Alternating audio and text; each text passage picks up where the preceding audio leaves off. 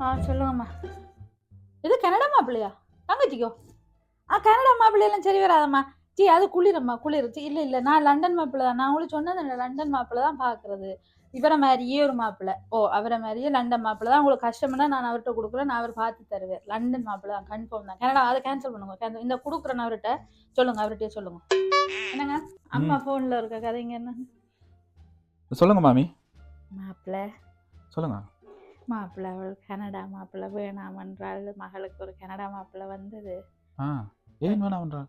அவள் லண்டன் மாப்பிள்ளை தான் வேணுமாம். அதுவும் உங்களை மாதிரி ஒரு மாப்பிள்ளை வேணுமாம்.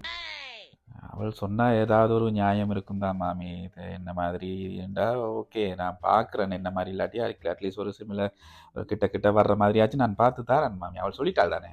அதான் மாப்பிள்ளை கொஞ்சம் பாருங்க. உங்களோட மாதிரி கிடைக்கிற கொஞ்சம் கஷ்டம்தான் மாப்பிள்ளை. உங்களோட குணத்துக்கு வருமா?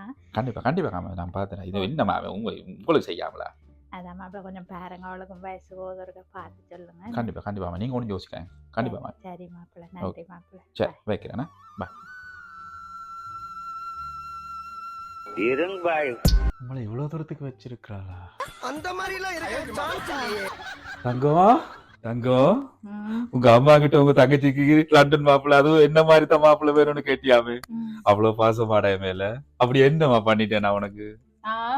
அவ கனடா மாப்பிள்ளையா? அவ கனடால கல்யாணம் கட்டி ஒரு வருஷத்துல வீடு பங்களாண்டெல்லாம் செட்டில் ஆகி போட்டு எனக்கு போட்டு எடுத்து வந்தா காட்டுவா. நான் மட்டும் இங்க 10 வருஷமா லண்டன்ல கஷ்டப்படணும். இங்க லண்டன் மாப்பிள்ளை வந்து உங்களை மாதிரி ஒரு மாப்பிள்ளைய கட்டி வச்சா அவ இங்க கஷ்டப்படுவாள். அதுக்குத்தான். அவ்வளவுதான், நம்ம முடிச்சு விட்டீங்க.